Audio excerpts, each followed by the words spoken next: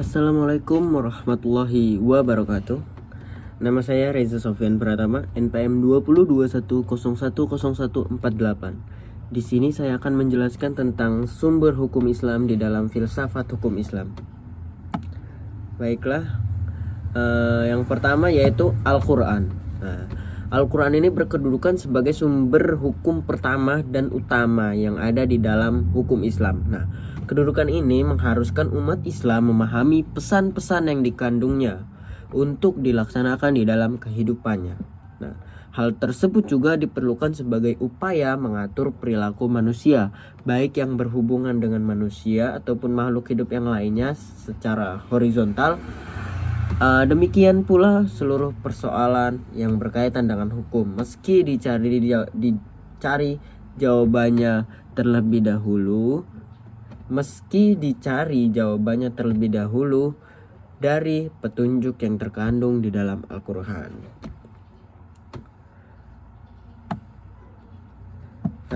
Kemaslahatan hidup manusia di dunia dan di akhirat diyakini dapat diperoleh jika manusia itu melandaskan pada perilaku hidup mereka yang ada pada petunjuk Al-Quran. Kemudian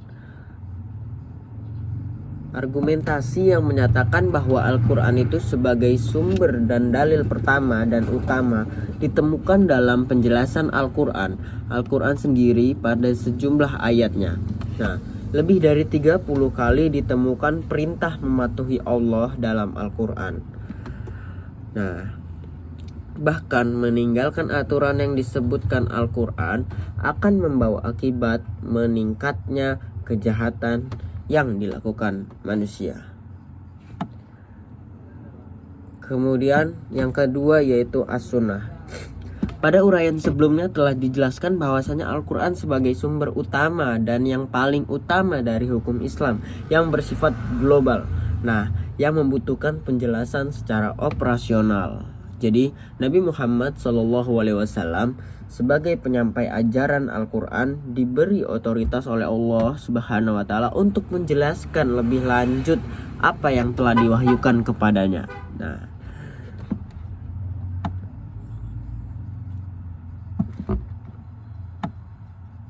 Dengan demikian, As-Sunnah baik dalam bentuk perkataan, perbuatan maupun dalam bentuk takrir berkedudukan sebagai sumber hukum kedua setelah Al-Quran.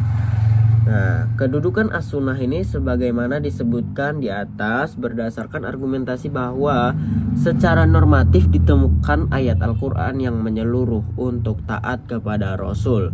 Ketaatan kepada Rasul sering dikaitkan dengan ketaatan kepada Allah Subhanahu wa Ta'ala, seperti yang ditemukan di dalam Quran surah An-Nisa ayat 13, yang artinya hukum tersebut itu adalah ketentuan-ketentuan dari Allah Subhanahu wa Ta'ala.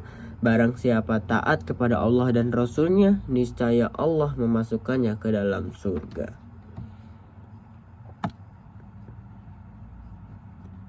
Kemudian yang ketiga ada akal dan proyeksi ijtihad. Pengertian dari akal ini menurut Al-Quran, lebih khususnya menurut pengertian pra-Islam, yaitu bahwa memperhatikan alam sekitarnya dengan otak, yang dimana otaknya adalah organ tubuh, yaitu akal. Artinya akal itu sendiri terdapat di dalam otak seseorang yang digunakan untuk berpikir, dan berdasarkan pemikiran itu maka lahirlah suatu ide atau gagasan mengenai suatu masalah yang dipikirkan. Sebagaimana telah kita ketahui bahwa Allah Subhanahu wa Ta'ala menciptakan manusia berbeda berdasarkan akalnya dengan makhluk hidup lainnya seperti hewan dan tumbuhan. Berdasarkan perspektif Islam, perannya akan dibagi menjadi dua, yaitu memahami nilai-nilai ajaran agama. Yang kedua yaitu akal bertugas memilih dan menyeleksi doktrin agama. Jadi akal dan proyeksi ijtihad itu tadi pengertian akal, dan kita sekarang membahas tentang proyeksi ijtihad. Ijtihad sendiri Menurut bahasa berarti usaha yang keras dan bersungguh-sungguh. Sedangkan pengertiannya dari segi istilah, ijtihad adalah berusaha menetapkan hukum terhadap masalah yang belum ada ketetapan hukumnya di dalam Al-Quran dan hadis, yang dilakukan dengan cara cermat dan pikiran yang murni, serta berpedoman pada aturan penetapan hukum yang benar. Rujukan ijtihad tetap pada Al-Quran dan As-Sunnah. Jadi, dalam arti bahwa penetapan hukum ijtihad tidak boleh bertentangan dengan ayat-ayat Allah Subhanahu wa taala atau ajaran Rasulullah sallallahu alaihi wasallam. Nah, orang-orang yang berijtihad itu disebut mujtahid. Nah, antara mujtahid yang satu dengan mujtahid yang lainnya dalam menetapkan perkara yang belum ada ketentuan hukumnya dalam Al-Quran, mungkin ada beberapa perbedaan dalam memberikan penetapan hukum. Nah, ada pendapat yang satu benar dan yang lain menjadi salah. Hal ini akan menjadi penilaian yang mempengaruhi hukum. Nah, ijtihad ini menjadi sumber hukum Islam yang ketiga setelah Al-Quran, As-Sunnah, dan yang ketiga itu ijtihad. Nah, boleh dilakukan oleh siapa saja yang memiliki persyaratan minimal seperti memahami atau mafhum ayat atau hadis. Nah, memiliki atau menguasai ilmu ayat, ilmu alat seperti nahwu shorof. Nah, mengetahui latar belakang suatu ayat atau hadis, luas pemahamannya terhadap pengetahuan Islam, dan memiliki loyalitas yang tinggi terhadap agama.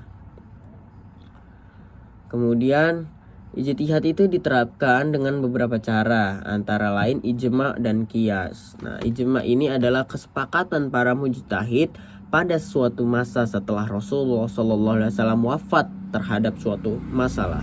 Kemudian sedangkan qiyas adalah menetapkan hukum dengan cara menghubungkan suatu perkara yang sudah ada ketetapan hukumnya terhadap masalah lain yang dihadapi dan belum ada ketetapan hukumnya.